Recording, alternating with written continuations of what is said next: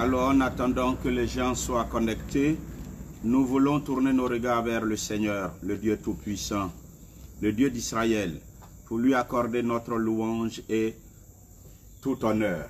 À lui seul la gloire. Son nom, c'est l'Éternel des armées. Il est avec nous toujours jusqu'à la consommation des siècles. Nous voulons le célébrer en ce jour du mardi. Nous nous sommes donné rendez-vous et nous sommes là comme promis. Et nous voulons, avant que tous ne soient connectés, commencer à rendre grâce à Dieu. Oui Seigneur, je veux te rendre grâce pour cette occasion que tu me donnes de parler encore de toi. Je veux te rendre grâce pour ton amour pour ma vie. Je veux te rendre grâce pour tout ce que tu me confies. Je veux te rendre grâce pour la santé. Je veux te rendre grâce pour la force. Je veux te rendre grâce pour ta faveur. Je veux te rendre grâce. Oh mon Dieu, comment ne pas te dire merci? Mon cœur est reconnaissant à cause de toute ta bonté inépuisable sur ma vie. Te rendre grâce pour la vie que tu as conservée en moi aujourd'hui. Car d'autres n'ont pas pu avoir la grâce de voir le jour. D'autres se sont levés et malheureusement malades. C'est pourquoi je te dis merci. Merci pour la famille, merci pour le foyer, merci pour le couple, merci pour tous mes fils que tu m'as confiés. Merci pour tous les fils spirituels.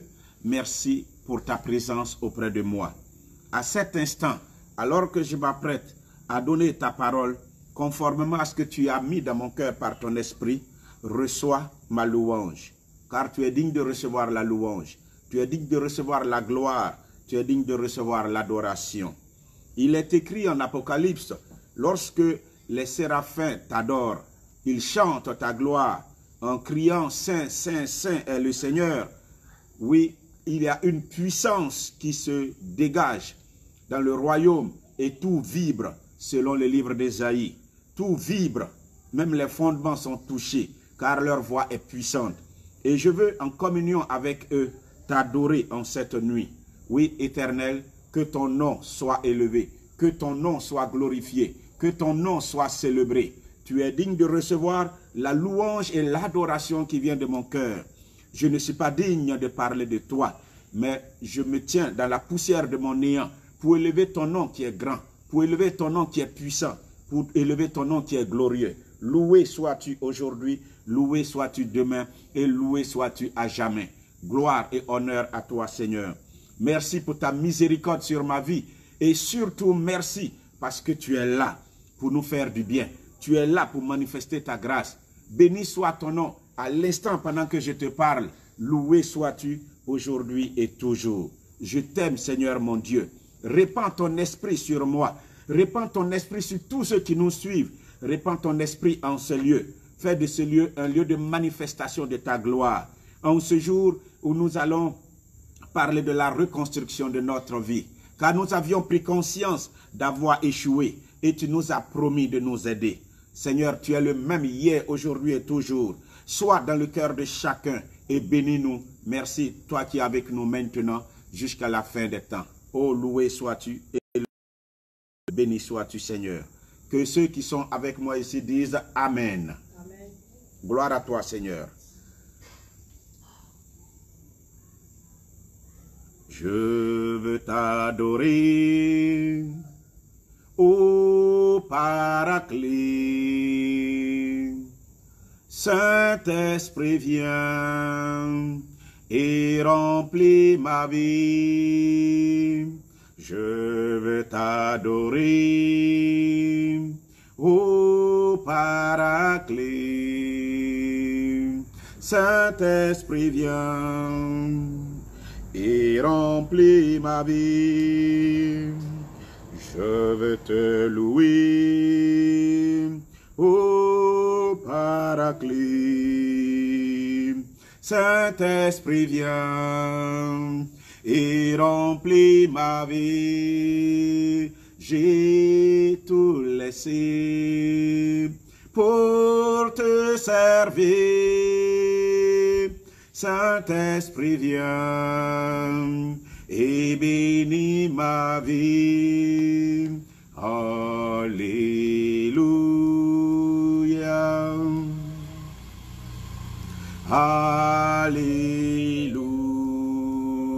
Alléluia.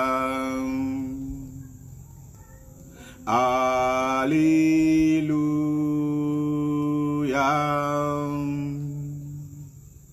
Alléluia. Alléluia.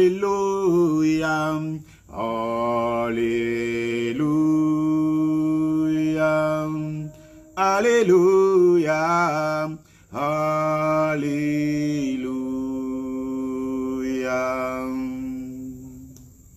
Alléluia.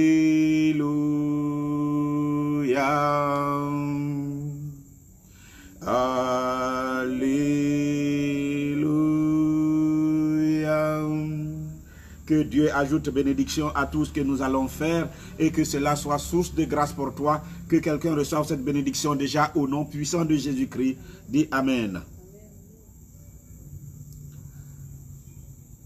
Alors, frères et sœurs, nous allons parler aujourd'hui de reconstruire notre vie. Et pour cela, nous allons nous appuyer sur un passage tiré de Marc.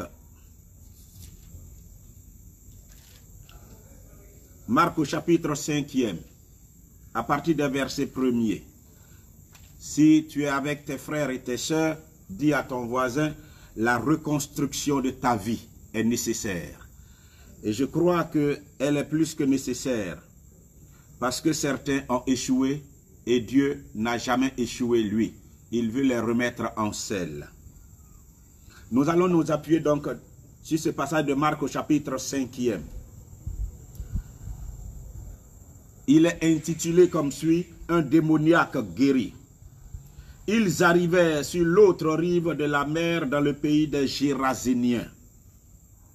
Aussitôt que Jésus eut débarqué, un homme sortant des tombeaux et possédé d'un esprit impur vint au-devant de lui. Il avait sa demeure dans les tombeaux et personne ne pouvait plus le lier, même avec une chaîne.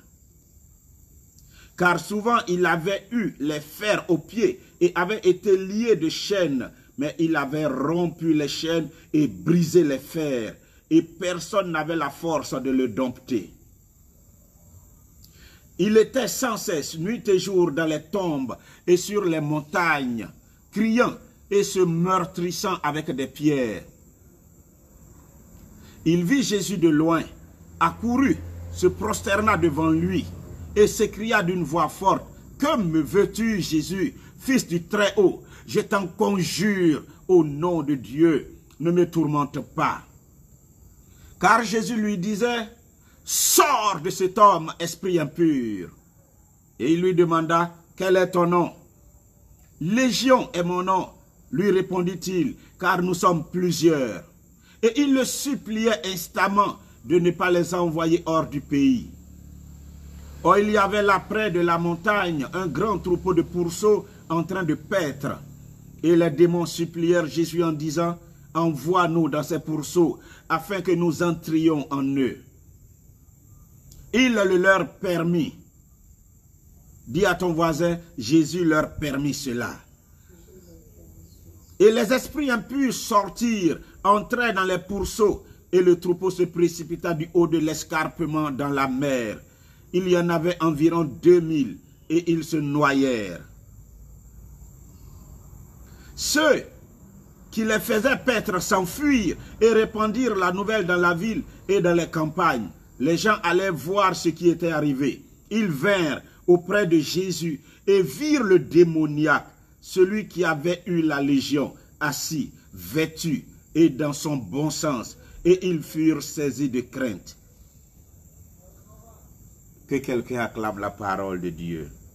C'est vraiment un texte béni, frères et sœurs. Un texte glorieux.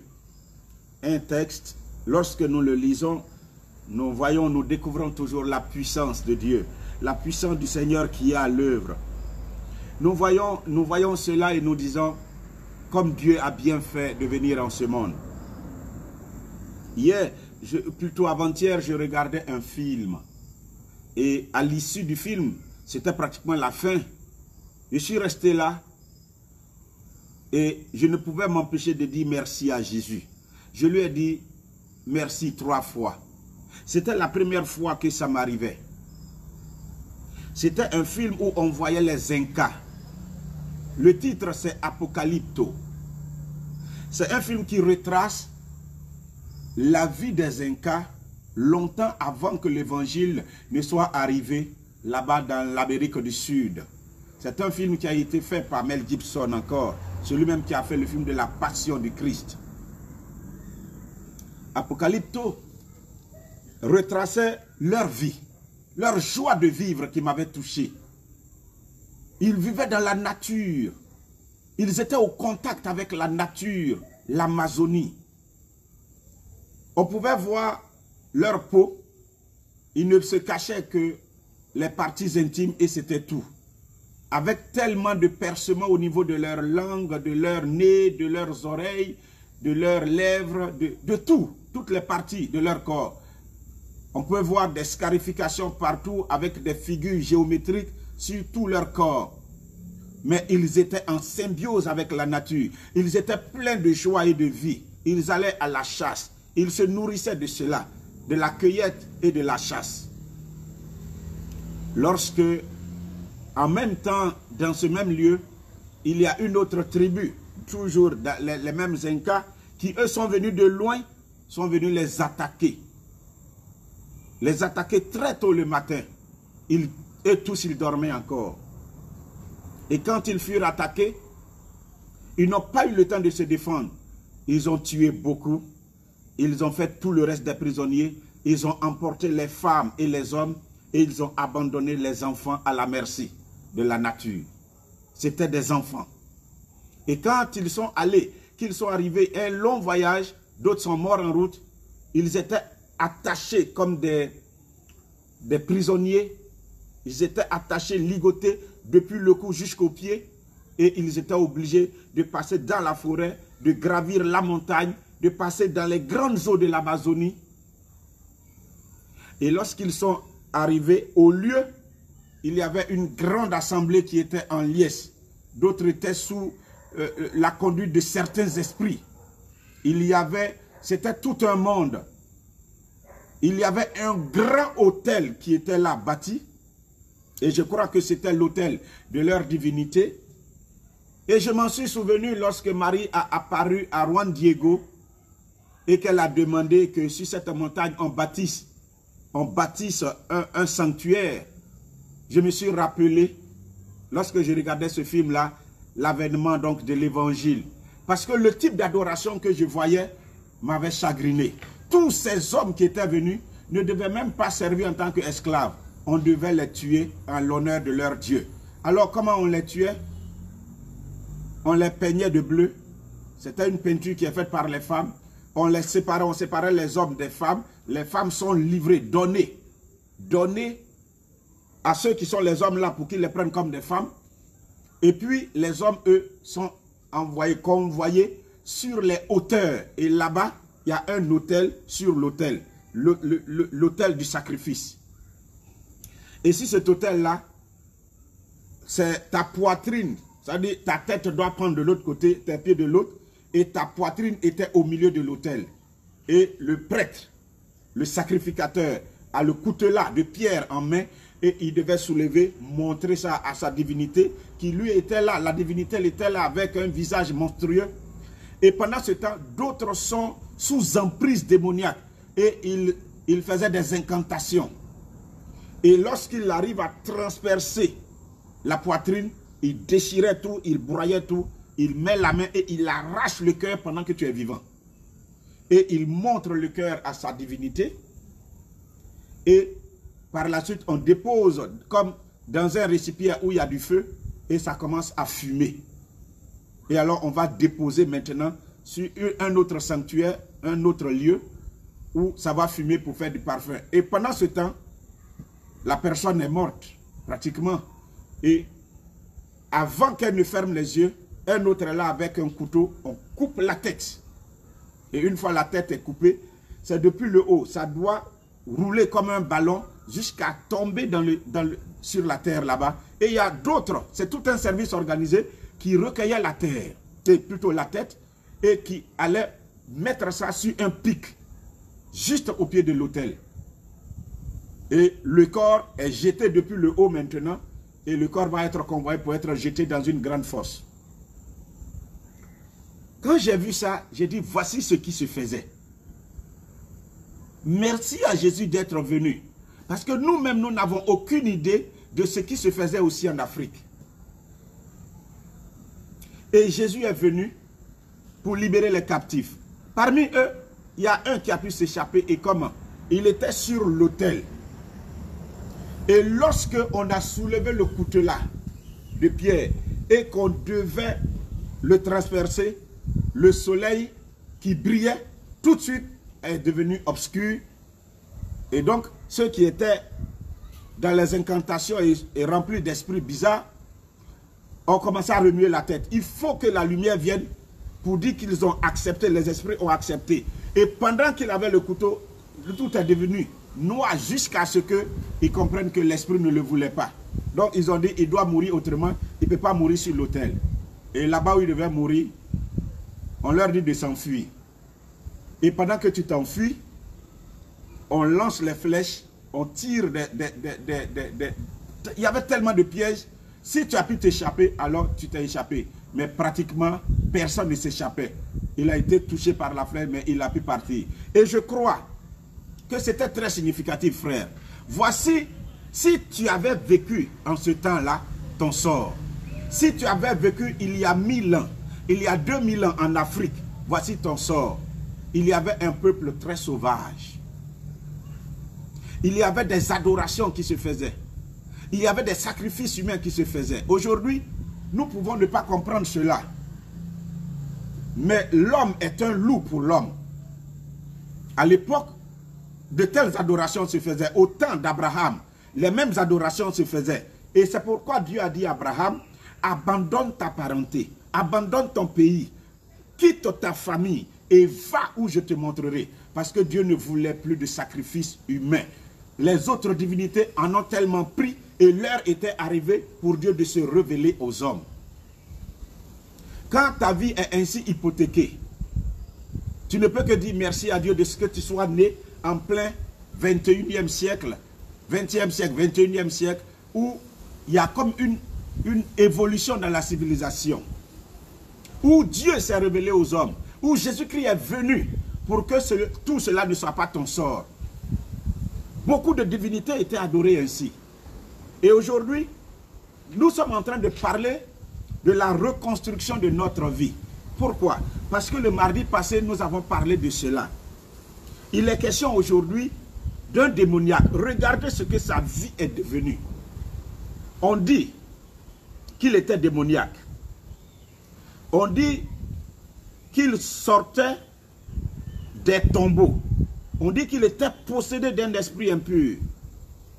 On dit qu'il avait sa demeure dans les tombeaux. Lui, il vit dans les tombeaux. Sa demeure, c'est là qu'il vit, dans les tombeaux. Oh, comprenez, frère, il n'est même plus un homme. On dit également, personne ne pouvait plus le lier, même avec une chaîne. Car souvent, il y a eu des fers aux pieds et avaient été liés de chaînes. Mais il les avait rompus, brisé les fers. Autrement dit, il avait une force incroyable, une force surhumaine. Parce qu'il était habité de démons.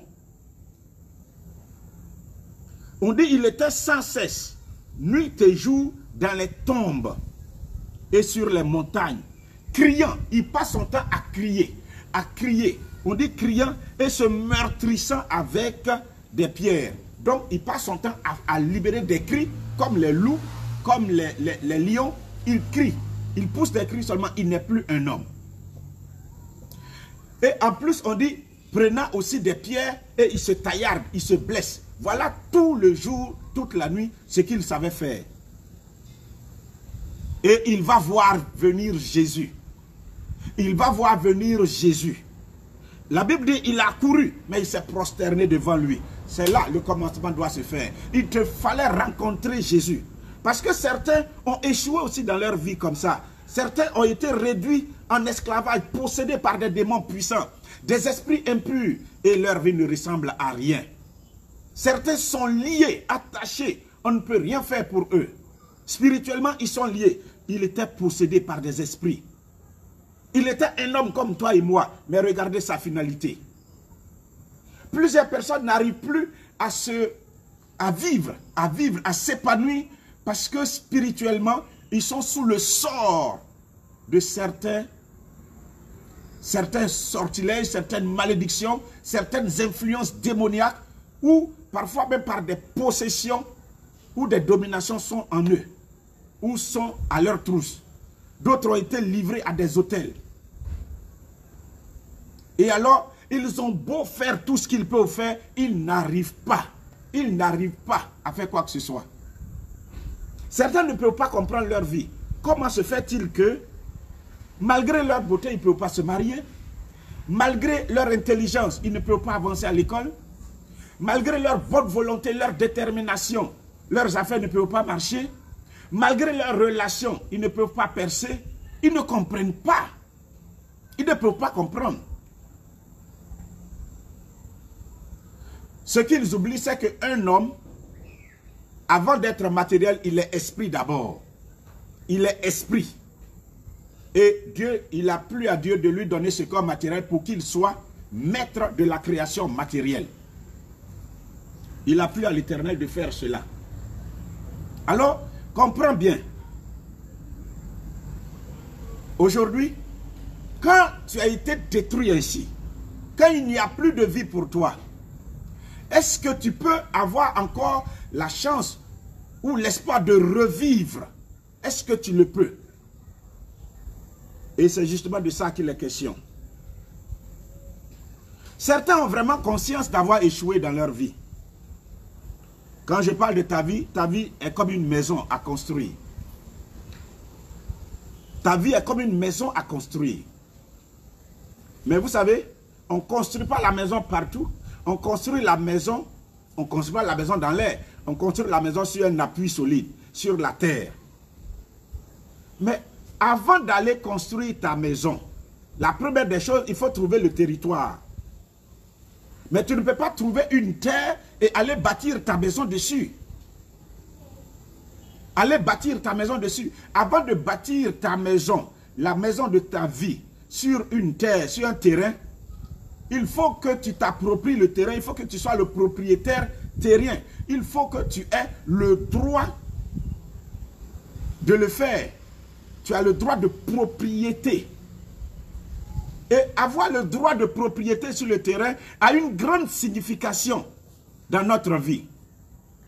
Celui qui veut prétendre construire la maison de sa vie doit pouvoir être maître de lui-même d'abord. Certains sont conduits au gré du vent de la volonté de bien des personnes. Ils n'ont pas leur mot à dire. On leur dit fais ça et ils font. Fais ceci, il fait. Quand il veut faire quelque chose, on dit non. Mais comment quelqu'un comme ça peut construire sa vie? En fait, c'est d'autres qui sont en train de construire leur vie. Certains ne sont même pas maîtres de leur vie. Tu n'es pas maître de ta vie. Tu es conduit, tu es téléguidé. On t'oblige à faire ceci ou cela. Et certains, malheureusement, passent leur existence dans ces réalités et ils vivent comme et ils existent comme s'ils n'avaient jamais vécu, comme s'ils n'avaient jamais existé. Parce qu'ils ne laisseront pas de traces sur terre. Mon ami, le temps est arrivé de reconstruire ta vie. Si tout a été démoli, tout a été détruit. Comment tu peux savoir si ta vie à refaire, à rebâtir, si tout a été détruit, démoli? Je te pose une question. Ta vie, c'est quoi ta vie? Il y a plusieurs valeurs qui caractérisent ta vie. Quand on dit la vie d'un homme, c'est d'abord son économie. Quand on dit la vie d'un homme, c'est ta vie économique, ta vie financière. Ton compte, tu as combien? Tu as quel argent? Tu as combien dans ton compte? Et quand on va te poser la question, tu dis, ah, franchement, j'ai pas de compte. Tu n'as pas de compte? Oui, je n'en ai pas. Certains vont dire ils ont des comptes. Mais ils ont économisé, il y a 100 000 dedans. 100 000. Et donc, toi, à ton âge, c'est 100 000 que tu as dans ton compte. C'est-à-dire, tout ton argent, c'est 100 000. OK. Par contre, d'autres même, à leur âge, ils n'ont même pas d'économie, ils n'ont rien. Ça veut dire qu'ils vivent le jour au jour. Ça veut dire que si le volet, le compartiment économie et finance, ils n'ont rien. C'est déjà un échec. Ils n'ont rien. Quand on va venir à la vie sentimentale, tu es marié, oh, là encore, c'est la merde. Je n'ai personne. Ah bon? Tu n'as personne? Tu as quel âge? J'ai 35 ans. Tu n'as personne. Mais le temps passe. Tu comprends? Le temps passe. Il dit, j'en suis conscient. Il y a eu un premier qui est venu, qui m'a laissé, qui est parti. Il y a un second qui est venu, qui m'a laissé, il est parti. Je ne sais pas, mais j'arrive pas à vivre. Les gens, ils me reprochent rien, ils s'en vont. Et quand j'entends, on dit, ils se sont remariés. Je ne comprends rien. Et donc, à mon âge là, 30 ans, 35 ans, 40 ans, je suis seul. Quand quelqu'un me voit, il m'apprécie, à peine on est ensemble, je ne sais pas ce qu'il a. Donc, à cet âge-là, je suis seul encore. Ah bon? Donc, vie sentimentale, elle n'est pas épanouie. Vie matrimoniale, zéro. Vie sociale, c'est-à-dire ses relations avec les autres. Enfin, voilà quelqu'un qui n'arrive pas à vivre avec les gens. Il y a un prêtre qui donnait son témoignage. Enfin, je le dis, lui, bon, c'est un homme. Parce que les paroisses qu'il dirigeait, il avait toutes sortes de problèmes. Il dit qu'il n'avait jamais pu faire 6 mois dans une paroisse. Son évêque l'enlevait pour l'envoyer dans une autre paroisse encore. Et à peine il arrive là, il crée la division partout. Il ne comprenait pas pourquoi. Or, c'était une blessure qu'il a héritée depuis longtemps, quand il était encore enfant au bas âge, dans le foyer de son père et de sa mère. Tout le temps, le papa battait la maman. Tout le temps, c'était des disputes. Tout le temps, c'était vraiment des désaccords. Et au cours d'une retraite de guérison intérieure, il allait se confier. Et lorsqu'on a prié pour lui, il en a été guéri. Et après, il a écrit au Père pour lui signifier combien de fois cette retraite lui a fait du bien, combien de fois cette prière lui a fait du bien. Partout où il passe maintenant, ben, les gens ne sont plus divisés. Il est en paix. Voilà. Il y a des gens comme ça. Personne ne les supporte. Partout où ils passent, quelque temps après, il y a palabre. Toujours, on leur reproche des choses. Ils ne sont jamais acceptés. Ça fait que socialement, ils ne s'entendent avec personne. Personne ne s'entend avec eux. Ils sont là. Quand ils veulent forcer, c'est la merde encore. Donc, socialement, ils sont sans relation. Ils sont là. Mais une vie comme ça, déjà sentimentale, zéro. Économique, zéro. Sociale, zéro. Mon ami, mais il y a un problème. Ça veut dire que, apparemment, tu as raté ta vie. Quand on va te poser la question, et le travail, ou vie professionnelle, franchement, c'est la merde. Ah, et les affaires, oh, j'ai tenté des affaires, tout est tombé à l'eau. À peine je commence, tout tombe à l'eau. Et la santé, mer à boire. Je ne suis jamais bien portant. Finalement, quelqu'un comme ça, il existe, mais il ne vit pas. Et la vérité que tu dois savoir, c'est que finalement, le temps est en train de passer. Tu es en train de rater ta vie. Tu es en train de rater ta vie. C'est-à-dire, cette occasion que Dieu t'a donnée d'entrer dans le monde, c'est comme une aventure. Mais tu es en train, bientôt tu vas quitter le monde sans avoir été une bénédiction pour qui que ce soit, pour quoi que ce soit. En fait, tu auras vécu comme si tu n'as pas vécu. Tu auras été même une poisse pour d'autres. Certains vivent, certains survivent, ils ne vivent pas. Ils existent, ils ne vivent pas.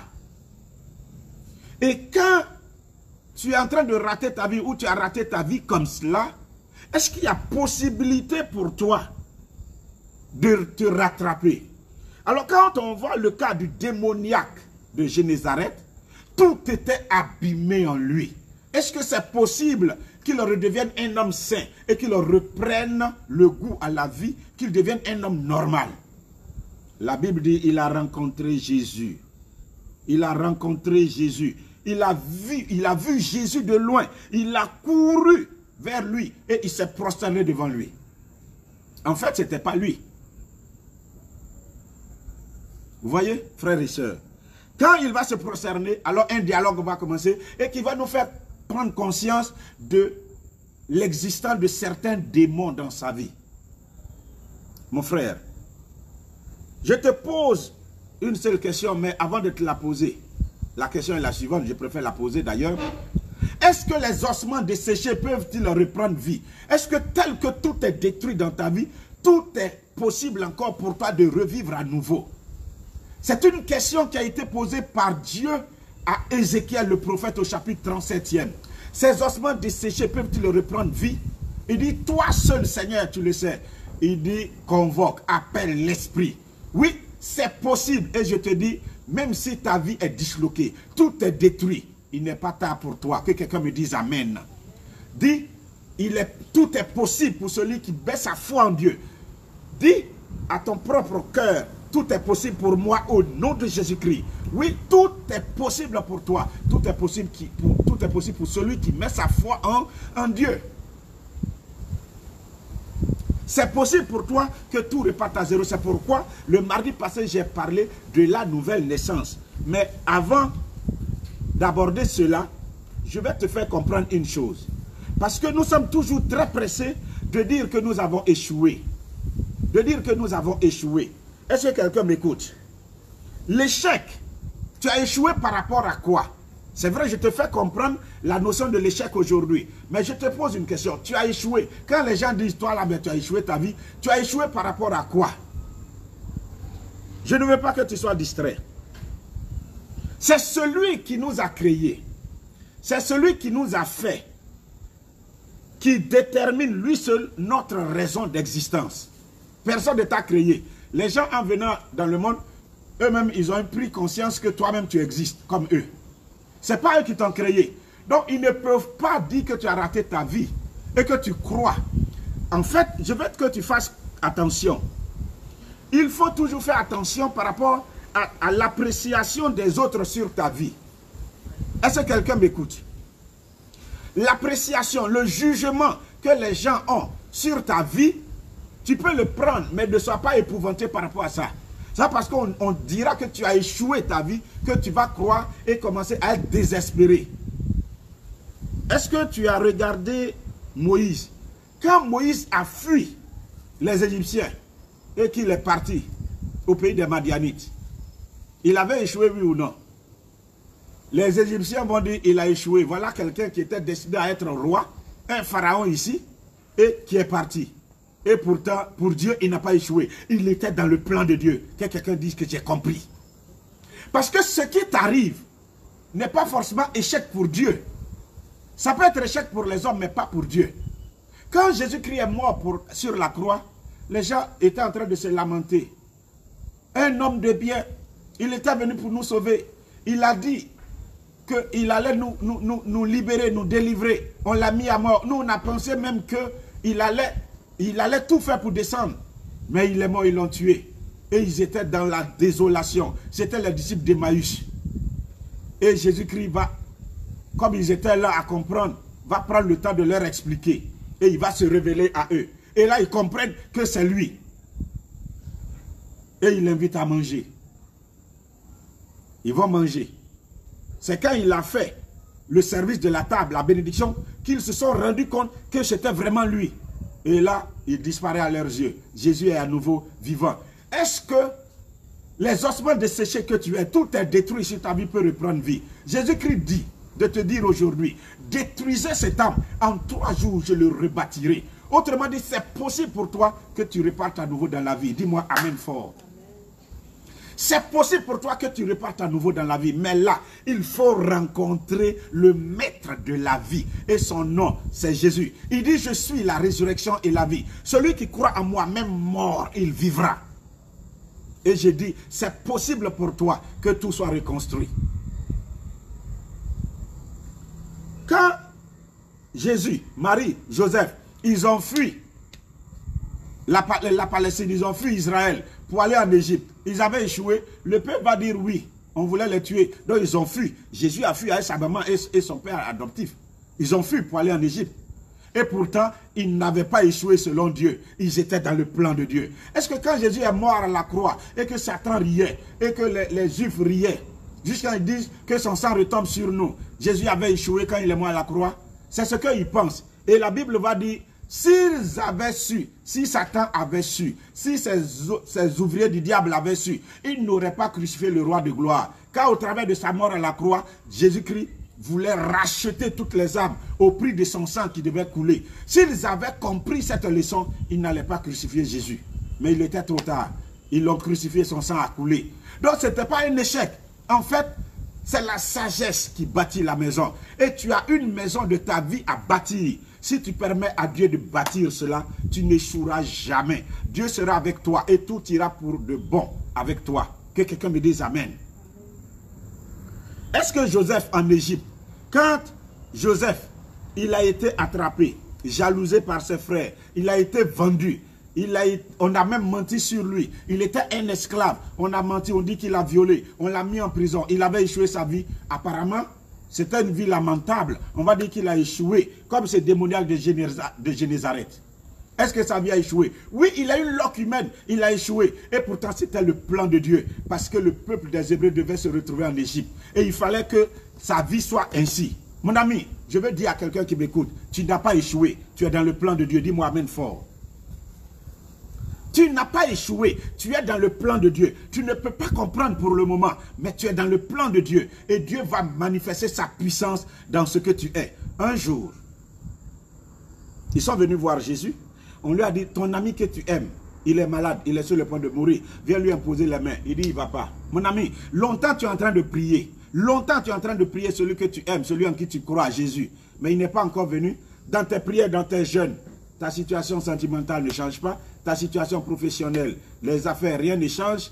Et parfois tu es découragé. Oui, il ne vient pas. Il ne vient pas répondre à tes caprices. Parce qu'il a un plan merveilleux pour toi. Dis-moi Amen fort. Jésus-Christ veut accomplir une œuvre que tu ne le croirais pas si on te la racontait. Il faut que tu la vives. Et quand il va finir de bâtir cette maison de ta vie, tu diras yes. Tu diras Jésus est vivant. Tu diras Jésus est puissant. Et Jésus-Christ est sur le point d'accomplir cela dans ta vie. Tu n'as pas échoué. Dieu a un plan simplement pour toi. Il dit, je connais les projets que j'ai pour toi. Ce sont des projets de bonheur et non pas de malheur. Je vais te donner un avenir et une espérance. Voici son plan pour toi. Mais tu ne peux pas comprendre parce que tu es limité. Une vallée d'ossements desséchés, oui. Et c'est ce que tu es aujourd'hui. Est-ce qu'ils peuvent reprendre vie? Oui, mais vie plutôt, oui, mais par l'esprit. Alors, si c'est par l'esprit, il te faut naître de nouveau pour que l'Esprit de Dieu vienne à toi. Et alors, quand l'Esprit Saint viendra à toi, alors tu pourras dire, j'ai vu un ciel nouveau. Parce que le ciel ancien, où il n'y avait que ténèbres, où tout était fermé sur toi, le ciel ancien de ta vie va quitter. Un ciel nouveau sera. Tu verras une terre nouvelle, parce que la terre ancienne a quitté. Tu diras, comme on l'a dit en Apocalypse au chapitre 21, verset 1, je vis un ciel nouveau et une nouvelle terre, car le premier ciel et la première terre avaient disparu, et la mer n'était plus. Et alors, celui qu'on appelle Jésus-Christ dira, celui qui siège sur le trône, parce que tu lui auras donné ta vie, tu lui auras donné ton cœur. Alors, il règne en toi et il dira, moi, je suis venu. Il va renouveler entièrement, tu l'auras reçu. Que quelqu'un dise Amen fort. Amen. Oh, dis-moi Amen, je n'ai pas entendu. Amen. Ton Amen est trop timide, dis-moi Amen. Amen. Alors, il y a un peu... La partie technique est où là? Alors, je pense que si... Voilà, c'est bon, ça a été réglé. La partie technique se déplace souvent, donc désolé pour ce taléa, hélas, mais ça fait partie des choses. Alors, vous comprenez, frères et sœurs, tout est possible pour celui qui croit. Quand Jésus-Christ vient, si tu lui donnes la possibilité d'être le maître de ta vie, de s'asseoir et de régner en maître absolu dans ton cœur, mon ami, tu verras un ciel nouveau. Dis-moi Amen. Tu verras une terre nouvelle. Dis-moi Amen. Il dit ciel nouveau parce que les bénédictions viennent du ciel. Je déclare des bénédictions à profusion sur la nouvelle vie que tu auras au nom de Jésus-Christ. Il dit terre nouvelle parce qu'il y a beaucoup de richesses dans la terre. Et l'homme, on dit, à cause de toi, la terre est maudite. Il dit la terre est là, tu vas la cultiver et tu mangeras la sueur de ton front. Maintenant, je déclare que cette parole est abolie. Dis-moi Amen. Parce qu'il y aura une terre nouvelle. Jésus-Christ est en train de parler d'une terre nouvelle où tu n'auras pas à souffrir parce que sa bénédiction t'accompagnera. Parce que Jésus-Christ, le maître de la vie, sera avec toi. À cause de la malédiction ancestrale, la terre est maudite. Mais maintenant, c'est une terre nouvelle. C'est une terre nouvelle.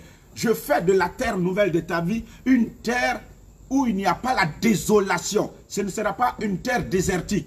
Parce que Jésus-Christ vient pour faire toutes choses nouvelles.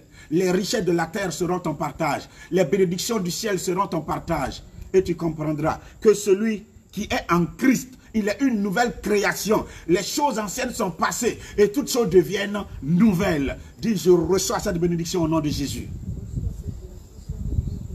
Est-ce que quelqu'un peut lever la main droite et dire, Seigneur, je crois en toi. Tu es la résurrection et la vie. J'étais mort. Je te reçois dans ma vie. Ton esprit est en moi. Et je suis une nouvelle création. Je vis en toi. Tu as tapé à la porte du cœur de ma vie. Et je t'ai ouvert la porte de mon cœur. Et tu es venu à moi. Je t'accueille, Seigneur Jésus-Christ. Et je crois que je suis une nouvelle création. Que les choses anciennes sont passées. Que toutes choses deviennent nouvelles. Oh, je glorifie ton nom, Jésus. Car je suis une nouvelle création. Je vois le ciel nouveau de ma vie. Je vois la terre nouvelle de ma vie. Ce n'est plus un ciel fermé. C'est un ciel ouvert où ta bénédiction descend sur ma vie. C'est une terre nouvelle. Une terre de richesse. Une terre de bénédiction. Non pas une terre de désolation. Je vois une terre nouvelle. Je vois un ciel nouveau. Car le premier ciel et la première terre de ma vie, je les déclare, ont disparu au nom de Jésus-Christ. Si tu crois, tu verras la gloire de Dieu. Crois seulement, car je vois un ciel nouveau pour toi. Je vois une terre nouvelle pour toi. Au nom de Jésus-Christ. Mon frère, c'est ça, la reconstruction de la vie. Pour reconstruire ta vie, mon frère, la vie, ta vie, c'est comme une maison à construire. Et c'est par ça que j'ai commencé. Si ta vie est comme une maison à construire, reprends le contrôle de ta vie. C'est-à-dire, il faut être le propriétaire terrien de où tu veux construire ta vie. Tu ne peux pas aller construire ta maison sur le terrain de quelqu'un. Si toi, on doit te dicter tout, c'est ce qu'on te dit de faire, allez, tu vas seulement, tu fais.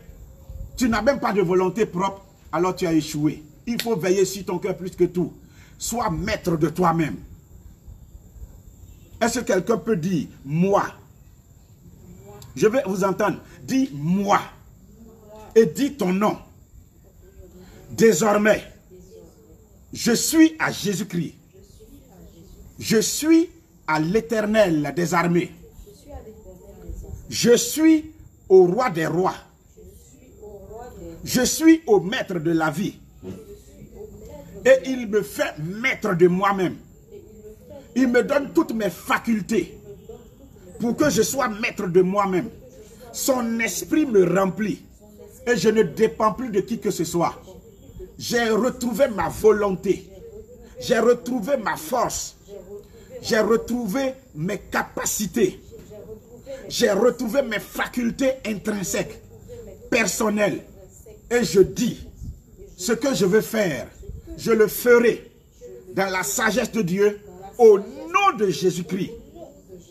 Je ne dépends plus des démons. Je ne dépends plus de quelqu'un. Je dépends de mon Dieu.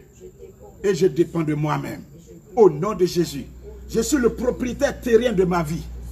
Au nom de Jésus-Christ. Que quelqu'un dise Amen fort. Amen. Quand tu deviens le propriétaire terrien de ta vie, alors construis ce que tu veux. Chacun construit sa maison comme il veut. Certains construisent une maison de 10 pièces. D'autres une maison de 2 pièces. Combien de pièces tu veux?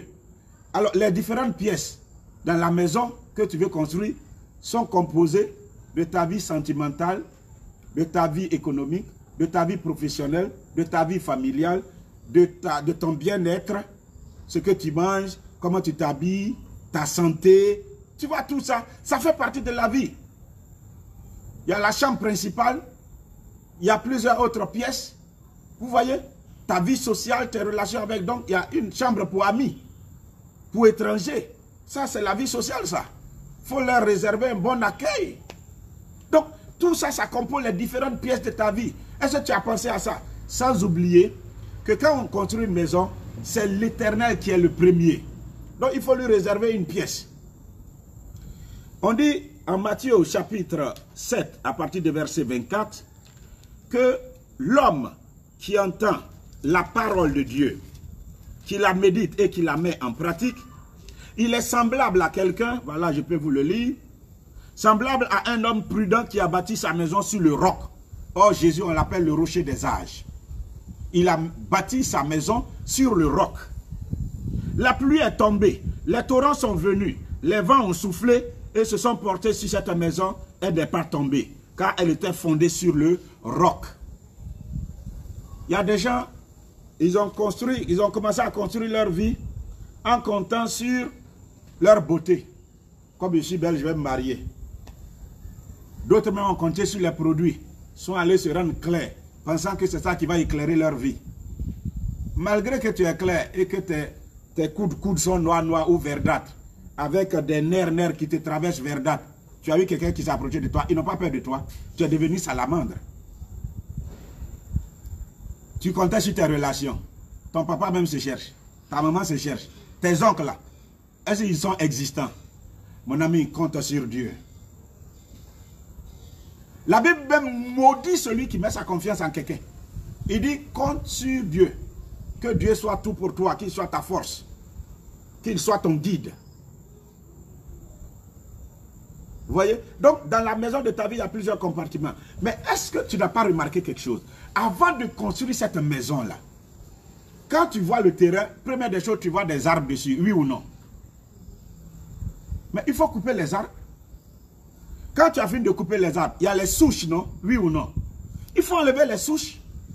Quand tu as fini d'enlever les souches, il y a aussi les herbes, non? Oui ou non? Il faut enlever. Mais quand tu as venu, que tu as vu la terre, le terrain que tu as vu là, non seulement il y a la forêt, et dans la forêt, il y a quoi? Il y a les arbres, il y a les lianes. Il y a quoi encore? Il y a les herbes, c'est ça, non? Sans compter les animaux, les bestioles. Je vais te dire ce à quoi ça correspond. Et tu comprendras pourquoi je t'ai fait cet enseignement aujourd'hui. Tu ne peux pas venir construire la maison de ta vie dans une forêt. Il faut préparer le chemin, le terrain. Il faut préparer le terrain. Si tu n'as pas préparé le terrain, quand tu vas construire la maison, les arbres eux-mêmes là vont couvrir ta maison. On ne verra pas. Si tu n'as pas coupé les arbres là, c'est eux qui feront ta maison. Leurs branches vont tomber sur ta maison pour démolir ta maison. Donc, dis à ton voisin, il te faut couper les arbres sur ton terrain. Il te faut arracher les arbres de la forêt qui est sur ton terrain. Il te faut les couper.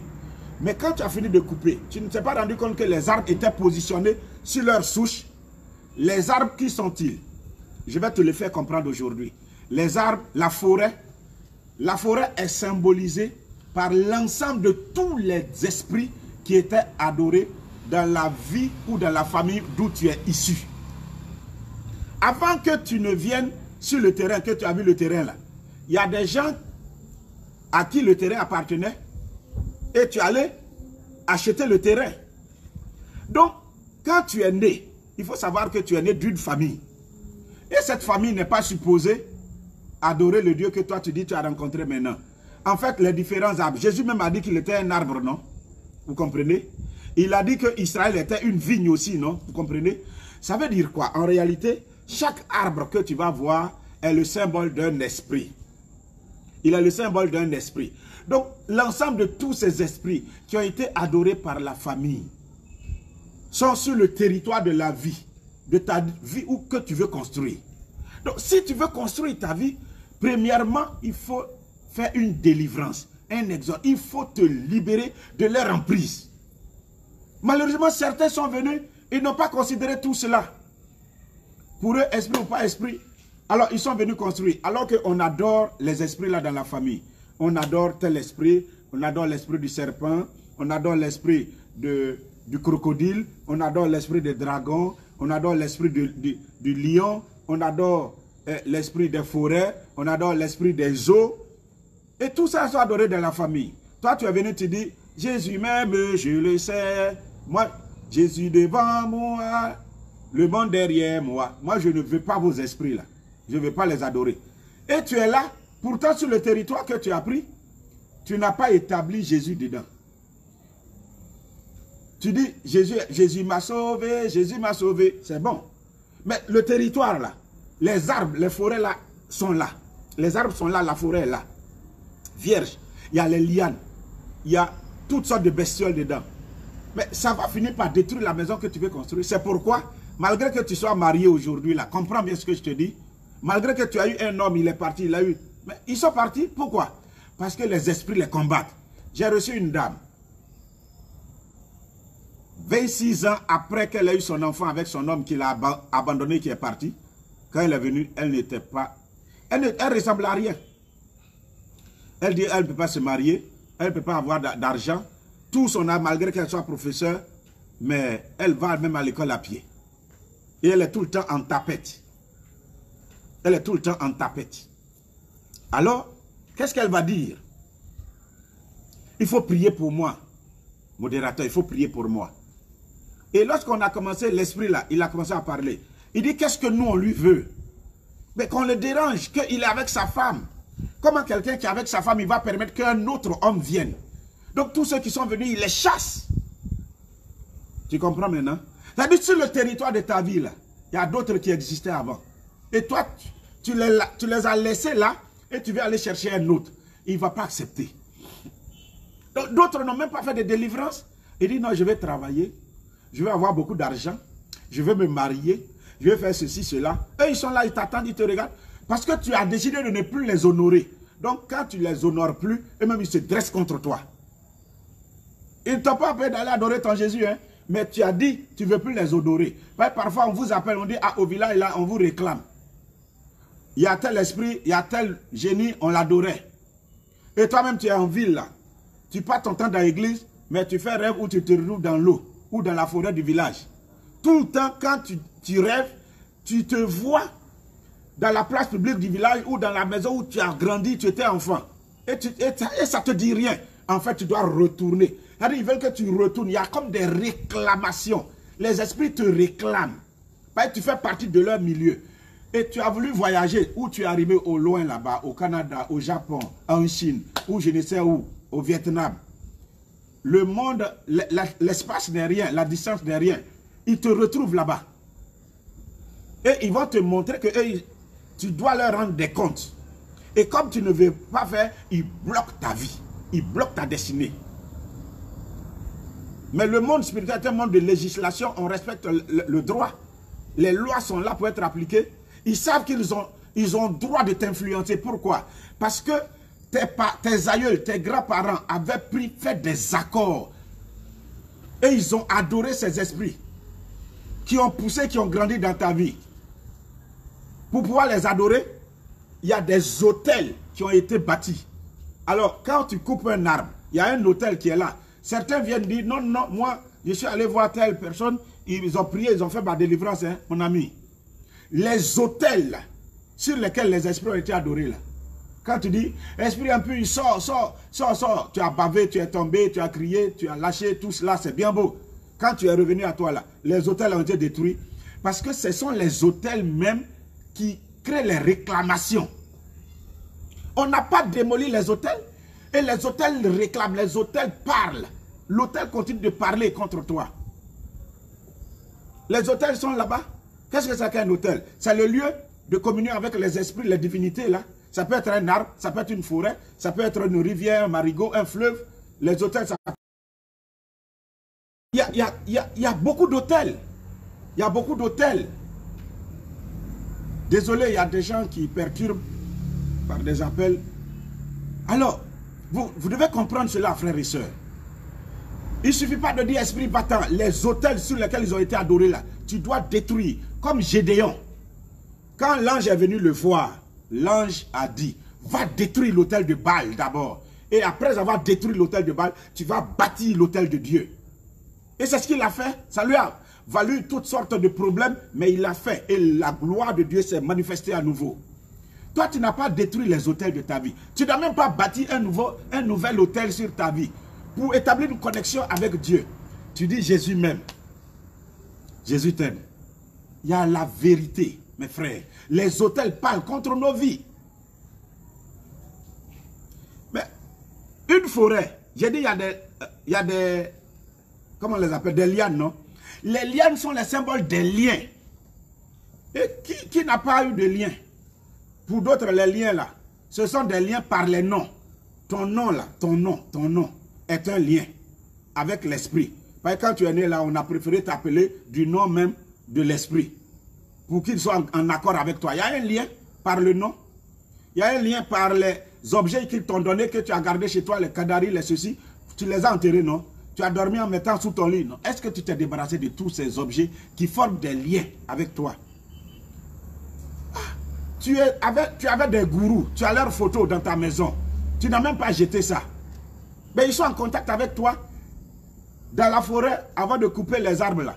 On coupe les liens, les lianes d'abord, on les coupe, ce sont les liens. Est-ce que tu as coupé les liens? Tu es toujours en liaison avec la personne et tu dis, Jésus même, je le sais. Non, nous devons être réalistes. Il y a des liens à couper, prends le temps de les connaître, demande à l'esprit de te les révéler. Et il y a des arbres, les esprits à chasser. C'est ça, couper les arbres là. Les esprits à chasser. Et quand tu les as chassés, troisième étape, après les liens, après avoir chassé les esprits, c'est détruire, renverser, brûler les autels qui oseront parler contre toi encore. Quand tu as fini ça, il reste la quatrième étape, qui sont les mauvaises herbes. Ah, les mauvaises herbes. Parce que les bestioles aiment se cacher dedans, les serpents rampent, les margouillants, les ceci. Il ne faut pas laisser les mauvaises herbes dans la cour de ton territoire. Sinon, ta maison ne sera jamais en paix. Toujours, tu vas voir des serpents. Oh, malheureusement, certains n'ont pas pris la peine de dire qu'ils vont nettoyer l'air de l'espace à construire. Les mauvaises herbes sont représentées par quoi? Les mauvaises pensées qu'on a. Les mauvais sentiments qu'on a, les mauvaises attitudes qu'on a, les mauvais comportements qu'on a, l'orgueil, la jalousie, la tristesse, la honte, la timidité, tout ça, ça empoisonne ta vie. Les rancœurs, certains ne sont pas prêts à oublier des choses. Les rancunes, garder, stocker, et ta poitrine gonfle. Et on pense que tu respires bien. Oh, tu es en train de mourir.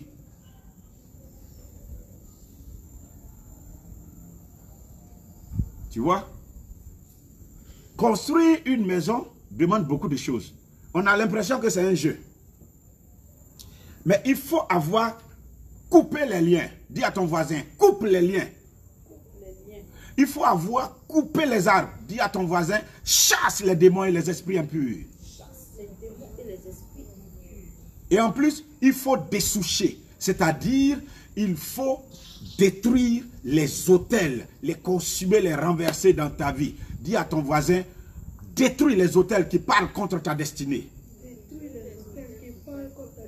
Et en fin de compte, il faut nettoyer, brûler ces herbes-là et ramasser. Dis à ton voisin, les mauvais comportements, les mauvaises attitudes, les mauvais sentiments, débarrasse-toi de tout cela. Et là, c'est chacun. Vous voyez? Ainsi, quand tu vas venir pour construire, il n'y aura plus de problème et ta maison sera là. Mais tu ne peux pas bâtir ça seul. C'est pourquoi la Bible dit, quand quelqu'un a de la sagesse, puisque c'est la sagesse qui bâtit la maison, si l'Éternel ne bâtit la maison, celui qui veut bâtir la maison, il se donne de la peine pour rien. Vous voyez maintenant le problème? Le psaume 127. Tu as voulu bâtir toi seul. Oh, il y a des réalités. Ça, tu ne savais pas ça. Et c'est pourquoi il t'a été difficile. C'est pourquoi tu as voyagé, certes. Mais regarde à quel stade tu es. Tout est difficile. C'est pourquoi tu as fait les affaires, certes. C'est pourquoi tu t'es même marié, certes. C'est pourquoi tu as fait des enfants.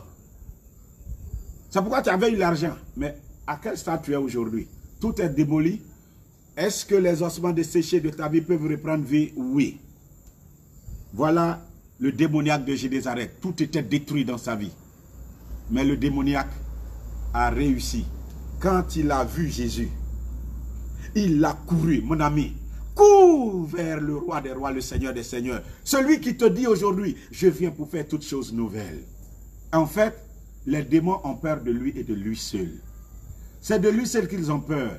C'est son nom qui fait fléchir tous genoux. La preuve, ils sont plusieurs. Regarde ce dialogue. C'est les esprits qui sont venus, ils ont pensé avoir affaire à un homme ordinaire. Et quand ils arrivent devant lui, ils se rendent compte que c'est le maître absolu de la vie. C'est lui le roi des rois, le Seigneur des seigneurs, celui dont le nom est au-dessus de tout nom. Alors ils se prosternent devant lui. Mon ami, si Jésus est le maître de ta vie, tous ceux qui te combattent se prosterneront devant toi. Ils se prosterneront devant toi. Que quelqu'un me dise Amen. Jésus-Christ est le roi. Jésus-Christ est le Seigneur. Jésus-Christ doit être le maître de ta vie aujourd'hui. Quand il leur a dit, sortez, allez-vous-en. Eux-mêmes, ils ont commencé à dire, que me veux-tu? Oh, Jésus, fils du Très-Haut, je t'en conjure au nom de Dieu, ne me tourmente pas. Ils avaient peur. Je dis, si Jésus-Christ est le maître de ta vie, plus rien ne sera comme avant. Dis-moi Amen fort. Amen. Il dit, ne me tourmente pas. Parce que ce n'est plus toi qui seras tourmenté, c'est eux. Selon qu'il est écrit à la croix, en mourant, il a fait des principautés, des puissances, des dominations, il a fait des prisonniers dans son cortège triomphal. La domination va changer de camp. Dis-moi Amen fort. Amen. Si Jésus est le maître de ta vie, la domination change automatiquement de camp. C'est toi qui n'es plus tourmenté, c'est eux qui sont tourmentés. C'est Jésus-Christ qui doit régner. Il dit, mais le problème chez vous, c'est que vous m'appelez Seigneur, Seigneur, mais vous ne faites pas ce que je vous dis. Vous n'appliquez pas ma parole. Et Jésus-Christ leur disait, sors de cet homme, esprit impur. Et il lui demanda, quel est ton nom? Il dit, légion. La légion romaine était composée de 6 000 à 12 000 démons. La légion romaine. Vous voyez? De 6 000 à 12 000 démons. Et c'est eux, vous voyez, un individu qui a 6 000 à 12 000 démons en lui, en son corps. Il va devenir quoi? C'est pourquoi tout un village ne pouvait pas le maîtriser. Et je vous dis la vérité, c'est la vie, c'est la réalité de beaucoup de personnes. Il y a certains qui décident de ne pas croire, ils disent qu'ils ne veulent pas croire. Mais c'est difficile pour toi parce que des gens ont été méchants, ils t'ont affecté des esprits. Aujourd'hui, je rends grâce à Dieu pour une de mes filles qui aujourd'hui est en Europe, j'étais le pays, mais quand je la voyais pour la première fois, la bouche puait. Si elle m'écoute, elle va comprendre. Mais elle peut même rendre son témoignage, elle peut écrire, puis vous allez voir. La bouche pue, le visage est plein de boutons. Elle est méconnaissable, elle ne ressemble pas à une femme. Toute sa génération avec qui elle a fait le BTS, tous ont eu du travail. Je vous parle des années 2008-2009. Elle avait eu du travail. Mais elle était là. Et finalement, elle était un cas d'inquiétude pour elle toutes. Mais nous tous, on a eu. Qu'est-ce qui se passe à ton niveau? D'autres se marient. Il y a une même métisse parmi elles qui est venue, on a prié. Il y avait un problème avec son mari, on a prié. Tout s'est rétabli. Ils ont fait le mariage. Tout ça. Et elle n'a aucun partenaire. Ah, c'était difficile, hein? Rien. Pas d'enfant, pas de partenaire, pas de travail. La santé mauvaise, sa bouche pue. Elle-même, elle dégage une odeur, une puanteur incroyable. Et donc, ils lui ont dit de venir me voir. Et quand elle est venue, le jour où j'ai fait la prière, j'ai attrapé les esprits là. Les esprits étaient au nombre de 3. C'était des esprits humains, de femmes. Il dit, mais nous sommes ses tantes. On a tué son papa, on a tué sa maman, on a tué ses 8 frères. Ils sont 9, on les a tués tous. Elle, on n'a pas réussi à la tuer. Il dit, ah, mais pourquoi? Il dit, mais elle prie trop. Il dit, mais elle prie trop. Et puis vous avez réussi à la détruire. Il dit, oui, on l'a détruit. Parce qu'elle a trop confiance en nous. Elle nous aime. Mais elle ne sait pas qui on est. On l'appelle, on dit de venir au village. Le lit sur lequel on dort est envoûté. Et on a mis des déchets de poulet sur elle. On a mis dans sa bouche. C'est nous, on a mis bouton, tout ça sur son corps. Elle ne peut pas savoir qui on est. Ça fait qu'elle repousse tout le monde. Et il a fallu que je les chasse. Quand je les ai chassés au nom puissant de Jésus, alors, frère, ce que je vous dis, c'est la vérité. À l'instant, la bouche ne sentait plus mauvais. Deux mois après, elle était là, elle m'appelle, elle dit, ah, on vient de l'appeler, elle a eu quelque chose. Et elle allait travailler. Bon, je ne vous dis pas, je ne rentre pas dans les détails, donc dans une autre ville. Et c'est pendant qu'elle était dans la ville, elle m'appelle, elle dit, ah, il y a un blanc qui l'a croisé, qui est chaud même. Il dit, ah bon? Ah, c'est que les données ont changé de camp. Hein. La domination a vraiment changé de camp. Et le blanc était tellement sérieux, il a fait son mariage, il l'a prise, ils vivent en France. Vous comprenez, frères et sœurs? Sa situation a changé. Depuis 2015, elle est partie. Comme quoi, quand les esprits sont dans ta vie, ils peuvent te détruire. Le voleur vient pour voler, tuer, détruire. Mais Jésus-Christ vient pour donner la vie et la vie en abondance. Aujourd'hui donc, j'ai pris plaisir à vous parler de cela. J'aurais pu faire la prière. Mais je veux que vous compreniez pour la reconstruction de la vie, combien c'est nécessaire de comprendre ces notions de liens. Il faut les identifier.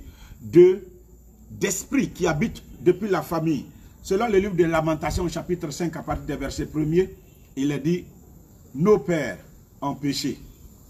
Ils ne sont plus. Et c'est nous qui portons le poids de leur péché. Vous comprenez?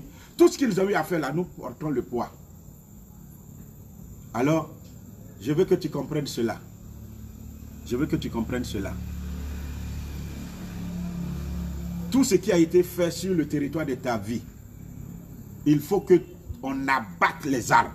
Il faut qu'on détruise les souches qui sont les autels. Et il faut qu'on fasse du nettoyage. Alors, aujourd'hui, je ne vais pas prier. J'avais prévu prier. Mais j'ai vu que l'enseignement, je voulais vous faire comprendre. Parce que cette semaine-là, tu dois travailler toi-même. Tu dois travailler par rapport aux mauvaises herbes de ta vie. Ah, il faut te décider. Tu dois travailler aussi par rapport aux liens. Il faut les identifier. Et te séparer de ce que tu dois te séparer. Il faut aussi identifier les esprits qui minent ta vie. Pour qu'on les chasse le mardi prochain. Et il faut identifier les autels. Les autels où les esprits ont été adorés. Une fois que tu les as détectés, commence à prier. Jeûne même, il faut jeûner. Durant cette semaine-là, pour ta propre libération et délivrance, le mardi prochain, il n'y aura certainement pas d'exhortation, même d'enseignement. Ce sera spéciale prière de libération et de délivrance. Et de purification de notre vie. Guérison intérieure et tout cela. Parce qu'il faut que les mauvaises herbes quittent ton cœur. Il faut que les liens soient coupés. Et il faut que les chaînes soient brisées. Il faut également que les autels soient arrachés, brûlés. Et il faut que les esprits tombent. Alors tu seras libre pour commencer à construire la nouvelle maison de ta vie. Que Jésus-Christ soit avec toi maintenant et à tout jamais. J'ai été heureux de passer ce temps avec vous. Et j'invoque l'Esprit de Dieu. Que le nom de Jésus-Christ soit avec toi. Si quelqu'un m'entend, pendant que tu es là, il faut poser la main droite sur le milieu de ta tête. Je veux ordonner au pouvoir du nom de Jésus de te toucher là où tu es. Afin que cette semaine, tu sois soumise à l'autorité du nom de Jésus qui fait fléchir tout genou où que tu sois. Je vais déclarer au nom de Jésus cette fois. La première fois, création. La deuxième fois, création. La quatrième fois, création. Cinquième fois, sixième fois, création. Septième fois, le repos. Alors que la gloire de Dieu descende sur toi et que Christ commence à manifester sa grâce en ta faveur. Au nom de Jésus-Christ. Dis Amen. Au nom de Jésus-Christ. Dis Amen encore. Au nom de Jésus-Christ. Dis Amen. Au nom de Jésus-Christ. Dis Amen. Au nom de Jésus-Christ. Dis Amen. Au nom de Jésus-Christ. Dis Amen. Et le dernier, reçois la gloire de Dieu. Et que l'ange de l'Éternel commence à opérer dans ta vie. Au nom de Jésus-Christ. Amen. Que Dieu vous bénisse. Et que l'Esprit de Dieu commence à travailler en vous. Qu'il vous éclaire. Et que le nettoyage se fasse. Parce que c'est le nettoyage de la maison de ta vie. Je te bénis au nom du Père. Je te bénis au nom du Fils. Je te bénis au nom du Saint-Esprit. Amen. Que Dieu te bénisse abondamment. Merci Seigneur. Jésus m'a visité, Jésus m'a visité, Jésus m'a visité, Jésus m'a visité, alléluia, amen. Jésus m'a visité, alléluia, amen. Jésus m'a visité, Jésus m'a libéré, Jésus m'a libéré, Jésus m'a libéré, Jésus m'a libéré, alléluia, amen. Jésus m'a libéré, alléluia, amen. Jésus m'a libéré, alléluia, amen. Jésus m'a libéré, alléluia, amen. Jésus m'a libéré.